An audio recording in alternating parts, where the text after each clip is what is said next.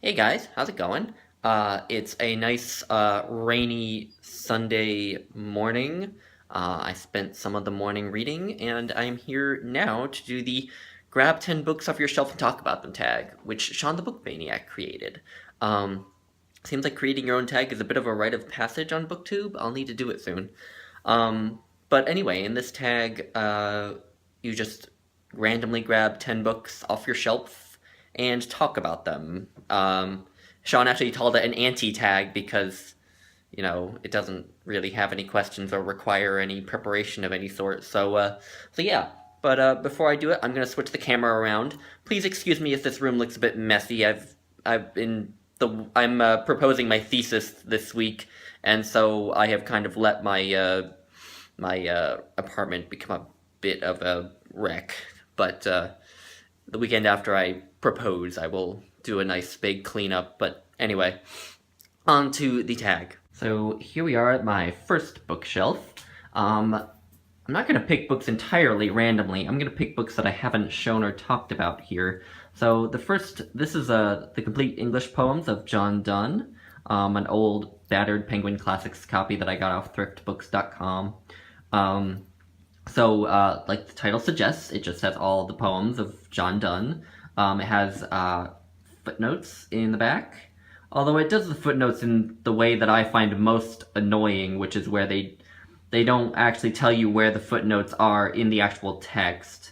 When there are footnotes, I prefer it if they're when you read in the text, there's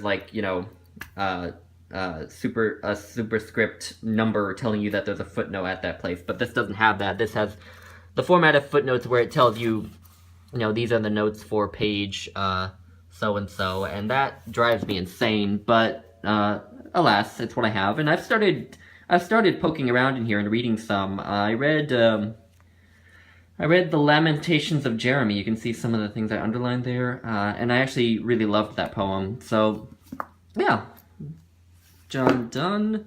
Let's see. Second, here is A History of the Arab Peoples by Albert Hourani. And this is almost 500 pages.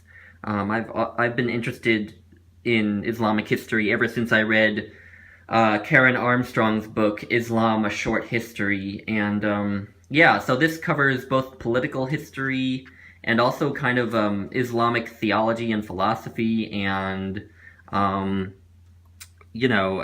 social movements, the role of women at various times. So this was really interesting. I read it a couple of years ago. I need to reread it though. One of those books that I read and don't feel like I remember much from. But yeah, definitely liked it. Very well written. I'm not gonna try to put it back. Let's see. What shall I do next? Hiroshima by John Hershey. I read this in high school, and it really struck me. For obvious reasons, with the descriptions of the horrors after the dropping of the bomb on Hiroshima, and there was especially this ordeal of this woman. I can't remember her name, but she basically went around with a broken leg for like a week, and in order for the doctors, when she finally got to a hospital to help her, they basically had to re-break her leg and then crop it in the correct area. And I don't know why I remember that, but I need to reread this at some point. But yeah. Next, let's see. That's four. That's three. This will be four. So here, Nature's God: The Heretical Origins of the American Republic by Matthew Stewart.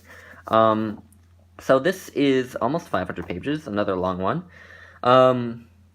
This seems sort of like revisionist history, I guess. It was long listed for the National Book Award, and it goes through the kind of worldview of the founding fathers of the United States and their hopes for the United States. And it seems that it's much different than what we're typically taught in schools, that it was very much sort of not anti-religious, but a lot of the founding fathers weren't terribly religious and were as he claims in the, well, at least the blurb claims, much more interested in Roman and Greek philosophy than they were by continental philosophy of John Locke.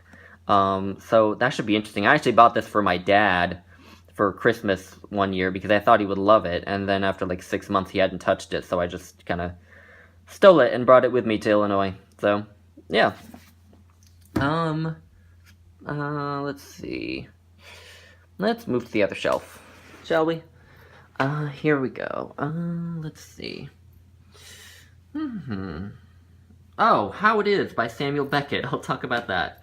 I was poking through this book the other day, so it's one of the weird novels of Samuel Beckett. I haven't read it yet, but let me read you the first, like, couple lines. So I want to show you the first page of this one. Let me open it. So, it's blurry. Okay. So you can see there are no periods, no punctuation at all, and there's not really much grammatical structure either. So the opening lines are how it was, I quote, before Pym, with Pym, after Pym, how it is, 3 parts, I say it as I hear it. Voice one without quaqua on all sides, then in me when the panting stops. Tell me again, finish telling me, invocation. Past moments, old dreams, back again, or fresh like those that pass. Or things always, and memories, I say them as I hear them, murmur them in the mud. But anyway, it just goes on like that, and it is like that throughout the entire book. Oh, I guess there are parts to it too. And there are seemingly longer paragraphs there. But yeah, this looks like a very strange novel, but I will definitely read it eventually. So that was my 5th book. Yes, it was. Let's see, where are we going from here? Which one shall we pick? Oh, Children of Dune by Frank Herbert. So this is the 3rd in the Dune saga. These are the only books of the Dune saga that I've read. I stopped here because when I read the description of the 4th Dune book, The God Emperor of Dune, it sounded super weird, and I have this theory about science fiction series that the longer they go on, the weirder they get. And it sounds like The God Emperor of Dune was getting super weird. So that's kind of why I stopped. But if anyone wants to entice me and tell me that the 4th and 5th and 6th books are worth reading, then please attempt it, and I will keep an open mind. But this is Dune Messiah, the 2nd book, follows Paul Atreides as he is emperor of this new huge, empire of the galaxy. His Fremen have gone forth and conquered much of the universe. And at the end of that book, his concubine, Chani, gives birth to twins, a boy and a girl, and they are born kind of like Paul's sister was, who was born with all of the powers and knowledge of a Reverend Mother, and so they kind of grow up and have weird childhoods, and yeah, this just follows them, and there's sort of a plot against them. I actually, to be honest, don't remember much from this book. God, that's pretty bad. I need to reread this then. I just need to reread all 3. But yeah, so I remember liking this. I actually found the ending very, very moving. So Paul's sister, whose name for some reason I can't remember, was also born with all the knowledge and powers of a Reverend Mother, and it's kind of screwed her up. And you definitely see that in this novel. I'm sorry, all the book titles are blurry. Which one shall we go to next? Oh, The Children of Hurin. How about that? So this is the sort of novel that Christopher Tolkien put together of the fragments that his father, J.R.R. Tolkien, had written of this story of Turin Turambar, who was the son of Hurin, and who is this tragic hero who had a very bad childhood. You know, the wars with Morgoth and the forces of evil were going on, and he his family was kind of torn apart by it, and it's his story of fighting the forces of Morgoth. But it's not even quite about that. It's about him as a person, and he's not a very nice person. And it has some influences of definitely Oedipus. If you read it, you know what I'm talking about. And also heavily influenced by the story of Kullervo from the Kalevala, who was also kind of abused as a kid and grew up to be very troubled and violent and cruel. So yeah, the Children of Hurin. How many is that? That's 7. Okay. Which one shall we pick? Oh, I have my copy of the Book of Mormon here. I had a friend who was Mormon once, and he kind of got me interested in reading the Book of Mormon. Not as a religious text, but just for the stories in it, because according to him, they're quite good, actually. And this is the original text that Joseph Smith wrote, because the Church of Jesus Christ of Latter-day Saints has actually edited the Book of Mormon some over the years, and so it is not quite the same as it was in Joseph Smith's lifetime. So this is the original text, and it's quite a chunker.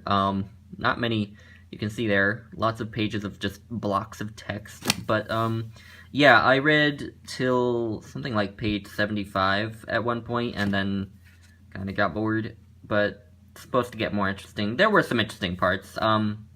You know, the saga of the... So, for anyone who doesn't know, the Book of Mormon is the holy text of the Church of Jesus Christ of Latter-day Saints, who are better known as the Mormons, and it tells the story of the 2 lost tribes of Israel, the Nephites and the... oh, darn it. I can't remember the second one. But anyway, 2 Jewish brothers who leave Israel in some years BC and head to the New World on this ship. And that saga was very interesting, but I obviously didn't get much further. So, yeah, there's that. So that leaves number 8.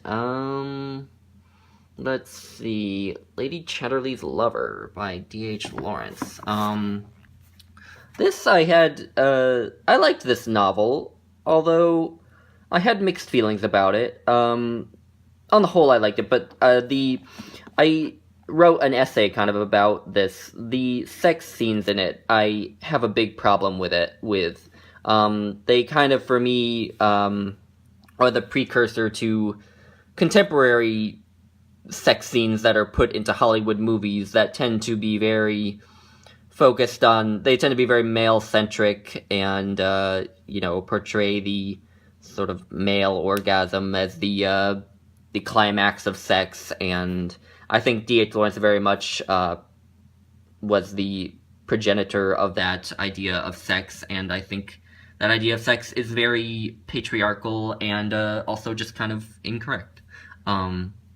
Yeah, but so that's 9. But on the other hand, this is a very beautifully written novel, and I think actually does have a lot of very profound things to say about living in the modern world and kind of mechanization and environmentalism and things of that sort. So, like, I do like this novel. I just have some caveats to it. So that is 9, I believe. 1, 2, that's 5. I have... Yep, that's 9. So we have one more. Let's see. Bohumil Hrabal. So this is a Czech author who I discovered while I was in Prague, and this is his novel, Closely Watched Trains, about a 22-year-old guy who is very caught up on the fact that he's still a virgin at 22, and it actually kind of very interestingly, I think, explores sort of toxic masculinity. You kind of see the deteriorating and possibly disastrous effects of Western ideas of masculinity on men, less so on women. The women in this story they're all kind of side characters and aren't explored very thoroughly, but I still found this very interesting. So, yeah, but this 22-year-old guy, it works at a train station and gets involved in a plot to blow up a Nazi train. So it takes place in Nazi-occupied Czechoslovakia, and he gets involved in a plot to blow up a train carrying supplies to the Nazi army.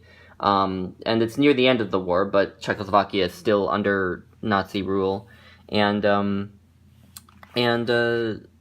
yeah, it's just about him, and he also feels ashamed because he is kind of sexually impotent. There's this woman he loves who he tries to have sex with, but kind of can't perform, and he actually attempts suicide after he can't perform in bed, which is pretty extreme. But like I said, it is an exploration of toxic masculinity. So yeah. Anyway, that's 10 books pulled randomly off my shelves. So thank you for watching, guys. Goodbye.